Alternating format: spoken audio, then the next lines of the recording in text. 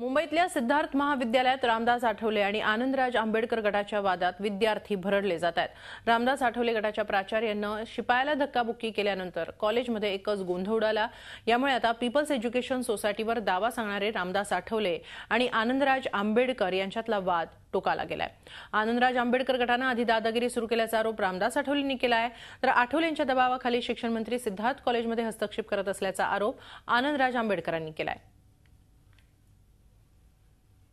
या ठिकाणी अपोजिट ग्रुपने दादागिरी करून चुकीच्या पद्धतीने त्याचा ताबा घेणे, त्यानंतर त्या ठिकाणी इल्लीगल अशा पद्धतीची कसलाही अधिकार नसताना प्रिन्सिपलची अपॉइंटमेंट करणे, पहिल्या प्रिन्सिपलला सस्पेंड करणे, अशा पद्धतीचे उद्योग जे आहेत ते उद्योग हे पूर्वीच्या काळामध्ये तर झालेले आहेत। आता काय झालेलं आहे मला माहीत नाही, परंतु या बाबासाहेबांच्या संस्थेमध्ये अशा पद्धतीचा वाद होता कामा नये। काही मंडळी असं म्हणतात की त्यांच्या कॅबिनेटमध्ये असणारे काही मंत्री फार याच्यामध्ये इंटरेस्ट घेत आहेत, त्यांना बोलून पण त्या बाबतीत चर्चा करावी आणि एकंदरीत हे जे काही कायदा हातात घेण्याचं चालू आहे त्याला कुठेतरी कायदेशीररित्या आणि आपल्या देशामध्ये असणारा जो काही कायदा आहे, जी काही